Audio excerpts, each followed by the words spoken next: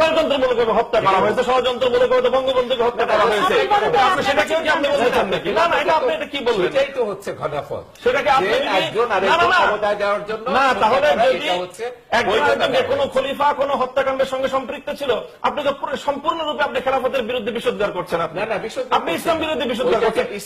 অবশ্যই না। কেন আপনি আপনার নিজের কথা বলবেন না আমার উপর? না, ইসলামের বিরুদ্ধে আমি কথা বলছি না, হেফাজতের বিরুদ্ধে শফির বিরুদ্ধে বলছি। আপনি বলেছেন শফি ইসলামের কাস্টোডিয়ান, আপনি শফি ইসলামের কাস্টোডিয়ান, খেলাফতের বিরুদ্ধে খেলাফতের বিরুদ্ধে কথা বলছি। খলিফার হত্যাকাণ্ডকে আপনি খেলাফতের বিরুদ্ধে জবাব দিতে হবে। আমি বলে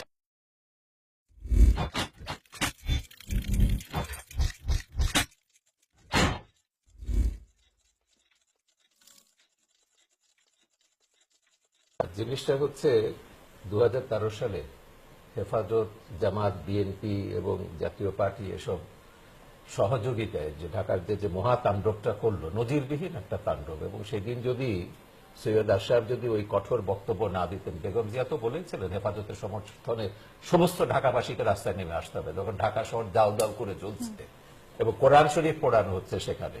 এবং প্রধানমন্ত্রী বহুবার এটা সংসদেও বলেছেন, যারা কোরআন শরীফ পড়িয়েছে তাদের ছাড় দেওয়া হবে না।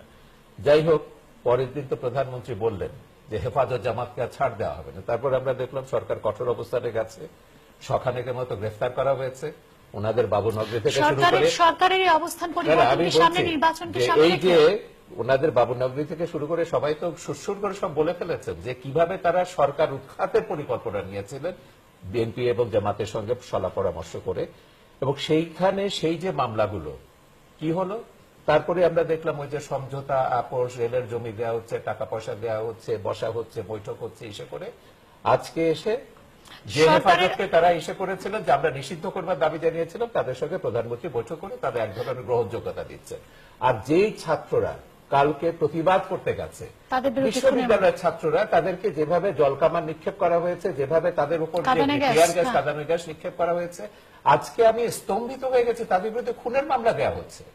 হেফাজতিরা যারা অন্য সেই 39 জনের কথা বাদ দিন, 6 জন আইন শৃঙ্খলা বাহিনীর সদস্যকে হত্যা করা হয়েছে 2013 সালে 5-6 মেরে যে হেফাজত জামাতের তাণ্ডবের সময়। সেই হত্যার বিচার হলো না এখন পর্যন্ত, আর আমাদের ছাত্রদের বিরুদ্ধে খুনের মামলা দেওয়া হচ্ছে। জিনাত হুদা ঢাকা বিশ্ববিদ্যালয়ের সমাজবিজ্ঞান বিভাগের অধ্যাপক, তিনি বোধহয় আমাদের সাথে সংযুক্ত হয়েছেন ফোনে। বলুন আপনি প্লিজ।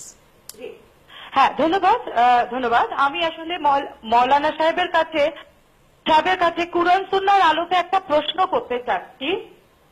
জি বলুন। বিদায়ী হজের সময় প্রফেট মুহাম্মদ সাল্লাল্লাহু আলাইহি সাল্লাম বলে গেছেন, কলমের কালি শহীদের রক্তের চেয়ে বেশি মূল্যবান এবং জ্ঞান অর্জন প্রত্যেক নরনারীর জন্য ফরজ এবং চীন দেশে যেতে বলেছেন। তাহলে প্রশ্ন, গ্রিক রোমান নলেজ তো আমাদের জন্য ফরজ প্রফেট মুহাম্মদ সাল্লাল্লাহু আলাইহি সাল্লামের বক্তব্য অনুযায়ী, তাহলে গ্রিক দেবীর মূর্তি অপসারণ করে জ্ঞানের প্রতি মোহাম্মদ সাল্লাল্লাহু আলাইহি সাল্লামের যে শ্রদ্ধা, আমরা কি সেটিকে আসলে চ্যালেঞ্জ করছি না? 1 নম্বর প্রশ্ন। 2 নম্বর প্রশ্ন হচ্ছে, আমি হজ পালন করেছি, মসজিদে নববীর একেবারে সামনে পুতুল, উট, ডলফিন, মাছ বিক্রি হয়, তাহলে কি করে সোনার মদিনায় এই ধরনের জিনিসগুলো বিক্রি হয়? এটি মৌলানা সাহেবের কাছে প্রশ্ন। ধন্যবাদ। আপনি সাথে থাকুন আমাদের সাথে। মৌলানা মামুনুল হক। বিদায় হজের ভাষণের উদ্ধৃতিতে যে কথাটা বললেন উনি, একটা হলো যে চীন দেশে যাওয়া সম্পর্কে যে কথাটা আছে, আসলে এটা রাসূল সাল্লাল্লাহু আলাইহি ওয়াসাল্লামের দিকে ঠিক এই কথাটা প্রামাণিক ভাবে প্রমাণিত না। তবে এটা ঠিক যে এই এলেম অর্জন করতে বলা হয়েছে, যেখান থেকে তুমি এলেম পাও। সেই হিসেবে গ্রিক এবং পৌরাণিক সভ্যতা থেকে যে সকল জ্ঞান এবং যে সকল বিষয়গুলো, সেগুলো ইসলাম অর্জন করেছে। আল্লাহর নবী সাহাবীদেরকে পাঠিয়ে তিনি সেগুলোকে অর্জন করিয়েছেন এবং সেগুলো মুসলিম সভ্যতার যুগে সেগুলো চর্চা হয়েছে। কাজেই জ্ঞান অর্জন করতে, জ্ঞান আহরণ করতে তো কোনো সমস্যার কিছু নেই।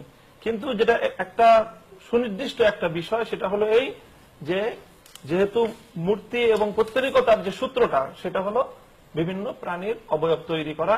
এটাকে আল্লাহ রাসূল সাল্লাল্লাহু আলাইহি ওয়াসাল্লাম পূজা করছে না। পূজা করলে না একটা ব্যাপার ছিল। পূজা করলে তো সেটা প্রতিদান, পূজা না করা পর্যন্ত কিন্তু পৌত্তলিকতা হয় না। সেটা আমরা ব্যাখ্যা দিতে পারি, কিন্তু আল্লাহ নবী কি বলেছেন, নবীর কথাটা তো আমি বলে দিতে পারি না। নবীজি এটাই বলেছেন যে এবং বুখারী শরীফের হাদিস যে প্রথমে যখন পৌত্তলিকতা এসেছে সেটা এভাবে এসেছে যে ভালো ভালো মানুষদের যারা নেককার নবী তাদের প্রতিমা তৈরি করা হতো। তাদেরকে পূজা করা না হতো। না এখানে না কিন্তু না পূজা করা না হচ্ছে না। সেটা তো হাদিসটা আমার কথা আমি বলতে হবে না, আপনার কথা আপনি বলবেন, কিন্তু আল্লাহ নবীর যে হাদিস যেটা আমি উদ্ধৃত করছি বুখারী শরীফের সূত্র থেকে, সেটা হলো যে প্রথমে এভাবে তাদের প্রতীক তৈরি করা হয়েছে, একটা দীর্ঘ সময় পর্যন্ত তাদের প্রতিমা পূজা করা হয়নি, তারপরে এসে সেগুলোর পূজা করা শুরু হয়েছে। সেই সূত্র ধরে আল্লাহ নবী ইসলামের মধ্যে কিয়ামত পর্যন্ত কোন প্রাণীর প্রতিকৃতি তৈরি করতে নিষেধ করেছেন এবং বলেছেন ইন্না আশাদ্দান নাস, হাদিস বুখারী শরীফের হাদিস। আমি কোরআনে বলছি, আমি হাদিস বলছি, আমি কোরআনের কথা বলছি। আমি তো হাদিস বলছি, আপনি কোরআনে জিজ্ঞেস করবেন কেন? আপনার তো কোরআন এবং হাদিসের সম্পর্কে পার্থক্যটা সম্পর্কে আপনি জানা থাকতে হবে। আমি তো সুন্নাহর উদ্ধৃতি দিচ্ছি, বুখারী শরীফের হাদিসের উদ্ধৃতি দিচ্ছি। মদিনায় এরকম অনেক মূর্তি বিক্রি হয়, সেক্ষেত্রে কি বলবেন? মদিনা আমি আগেই বলেছি, মক্কা মদিনা বা কোন জায়গা সেটাকে আপনারা এক্সাম্পল হিসেবে ধরছেন? এক্সাম্পল হিসেবে ধরবো না, আমি কোরআন এবং সুন্নাহকে আমার সামনে আনেন, আমি সেটাই বলবো। আচ্ছা, মক্কা মদিনাও যদি আমাদের ইসলামের মডেল না হয় তাহলে হেফাজতের কথা জিজ্ঞেস করবেন। হাটাজারিকে মডেল ধরতে হবে। হেফাজত এবং হাটাজারিকে আমি মডেল ধরতে পারি নাই। আমি কি বলেছি হাটাজারিকে মডেল ধরে? কোরআন এবং সুন্নাহ থেকে আপনাকে বলতে হবে। একটা দেশ তো থাকবে, এই দেশটাকে আপনারা মনে করেন যে এরা সঠিক পথে চলছে, থাকবে তো না? কেন দেশ থাকতে হবে কেন? কোরআন এবং সুন্নাহ আছে, আল্লাহ নবী বলেছেন। আল্লাহ নবী তো বলেন নাই যে কোরআন এবং সুন্নাহ অনুযায়ী কোন জাতি আপনি কি মক্কা এবং মদিনাকে মডেল মানেন? আপনি তাহলে কি আপনারা যখন মক্কা মদিনার কথা বলছেন, আপনাকে মক্কা মদিনার ইসলাম আপনাকে পারবেন? মক্কা মদিনায় যেভাবে আমার একটা প্রশ্ন আছে, আপনি বাস্তবায়ন করবেন। আমি আপনাকে একটা প্রশ্ন করতে চাই, আমি আপনাকে একটা প্রশ্ন করতে চাই, সেটা হচ্ছে প্রত্যেকটা মানুষ যখন একটা আদর্শ নিয়ে রাজনীতি করে, তার একটা লক্ষ্য থাকে যে আমি ওই জায়গায় পৌঁছতে চাই, এবং এইটা অ্যাপ্লাই করলে আমার দর্শন অ্যাপ্লাই করলে যে সেটা একটা ভালো রেজাল্ট পাবো, তার একটা এক্সাম্পল সামনে সেট করতে হয়। আমি সেই অ্যাঙ্গেল থেকেই বলছি, আমাদের পৃথিবীতে ইসলাম অ্যাপ্লাই করে আপনাদের লক্ষ্যটা কি আসলে? আমাদের লক্ষ্যটা হলো যে খেলাফতের রাশেদা যে শাসন ব্যবস্থা, সেটাই হলো আমাদের সর্বোচ্চ মডেল। শাসন ব্যবস্থায় 3 জন খলিফাকে হত্যা করা হয়েছে, ষড়যন্ত্রমূলকভাবে হত্যা করা হয়েছে, ষড়যন্ত্রমূলকভাবে বঙ্গবন্ধুকে হত্যা করা হয়েছে। আপনি সেটাকে কি আপনি বলতে চান নাকি? না না, এটা আপনি এটা কি বললেন? সেটাই তো হচ্ছে খেলাফত। সেটাকে আপনি একজন আরেকজন ক্ষমতায় যাওয়ার জন্য, না তাহলে যদি একজন কোন খলিফা কোন হত্যাকাণ্ডের সঙ্গে সম্পৃক্ত ছিল, আপনি তো সম্পূর্ণরূপে আপনি খেলাফতের বিরুদ্ধে বিষোদ্গার করছেন। আপনি আপনি ইসলাম বিরুদ্ধে বিষোদ্গার করছেন। অবশ্যই না। কেন আপনি আপনার নিজের কথা বলবেন না আমার উপর? না, ইসলামের বিরুদ্ধে আমি কথা বলছি না, হেফাজতের বিরুদ্ধে বলছি, শফির বিরুদ্ধে বলছি। আপনি বলেছেন শফি ইসলামের কাস্টোডিয়ান, আপনি শফি ইসলামের কাস্টোডিয়ান, ইসলামের কাস্টোডিয়ান। আমি খেলাফতের বিরুদ্ধে কথা বলি। 4 খলিফার হত্যাকাণ্ডকে আপনি খেলাফতের বিরুদ্ধে জবাব দিতে হবে। আমি বলেছি 4 খলিফার হত্যাকাণ্ডের সঙ্গে 4 খলিফার কেউ জড়িত নয়। আমি বলেছি যদি হত্যাকাণ্ড ঘটে, আপনি বলতে পারেন না যে ইসলাম বিরোধী কথা বলছেন, তার প্রেক্ষিতে আপনি বলতে পারেন না। আমি বলছি আপনি তো জাজ না, তাই না? ঠিক আছে, আমি যে কথা বলতে চাই, আমার কথাটা বলতে দিবেন আমাকে। সেটা হলো এই যে উনি বলেছেন যে খেলাফতের আমলে 3 খলিফা হত্যা হয়েছে, এই জন্য তিনি খেলাফতের আমাকে কথাটা বলতে দিতে হবে। হ্যাঁ, আপনি কেন মডেল ধরবেন না? কারণ 3 জন খলিফা নিহত হয়েছে, হত্যা হয়েছে, এবং তাদের হত্যার কোনো বিচার হয়। আমি কথা বলতে দেন, আমাকে শেষ করতে দেন। পরবর্তী খলিফারা 4 খলিফা আমাদের অনুষ্ঠানের সময়সীমা শেষ হয়ে গেছে। 4 খলিফার জীবনে 3 জন হত্যাকাণ্ড সংঘটিত হয়েছে, জন্য তিনি খেলাফতকে আদর্শ হিসেবে মানতে বঙ্গবন্ধু হত্যাকাণ্ডের শিকার হয়েছে। বঙ্গবন্ধু হত্যাকাণ্ডের বিচার হয়েছে, কিন্তু খেলাফতে একজন খলিফা মারা যাওয়ার পরে পরবর্তী খলিফা, পূর্ববর্তী খলিফা হত্যাকাণ্ডের বিচার করেন। বঙ্গবন্ধু বিচার করেন নাই। সাথে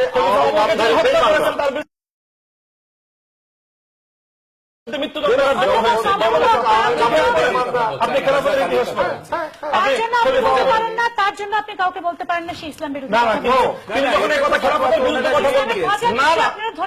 আমি সেটা বলছি না, কিন্তু উনি যখন 3 জন খলিফাকে হত্যাকারী হিসেবে তিনি আপনার আসামির কাঠগড়ায় দাঁড় করাবে, তখন তাদেরকে বলতেই হবে ইসলামের 4 জন খলিফা ইসলামের মানদণ্ড।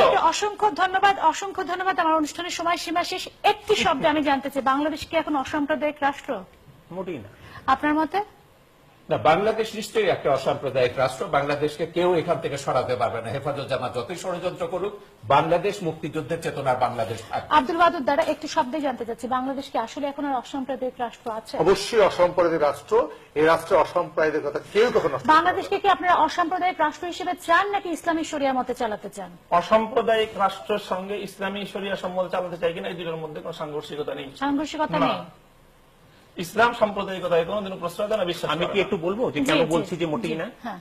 আপনি বাংলাদেশের প্রতিটা অফিস, আদালত, সমস্ত জায়গায় মুসলমানদের নামাজ পড়ার জায়গা আছে, খ্রিস্টান আর হিন্দুদের জন্য কোনো জায়গা আছে? বঙ্গবন্ধু একটা অনুষ্ঠান করলে 4টা ধর্মের একসঙ্গে পরপর হতো, কোরআন পাঠ হতো, গীতা পাঠ হতো, বাইবেল পাঠ হতো, সবকিছু হতো। আজকে রাষ্ট্রীয় অনুষ্ঠানগুলো দেখবেন, এবং এটাও বলছি না, যে- রাষ্ট্রীয় অনুষ্ঠান হয়। না না, এটাও বলছি, হয়। না না, সব সব অনুষ্ঠানে অনুষ্ঠানে হয় না, সব অনুষ্ঠানে হয় না। এবং এটাও বলছি যে বাংলাদেশের কোন প্রতিষ্ঠানে আপনি একটা জায়গায় রাস্তা দখল করে একটা মসজিদ করতে পারেন, এবং সেই মসজিদ আপনি মুখে বলতেও পারবেন না, কিন্তু কোন জায়গায় বাংলাদেশে একটা খাস জমির উপরে কেউ একটা মন্দির বা গির্জা করতে পারবে? আপনাদের সবাইকে এটা- অসংখ্য এটা- ধন্যবাদ। এটা অসংখ্য অসাম্প্রদায়িক ধন্যবাদ। রাষ্ট্র নয়। আমি আবারও আরেকদিন এই প্রসঙ্গে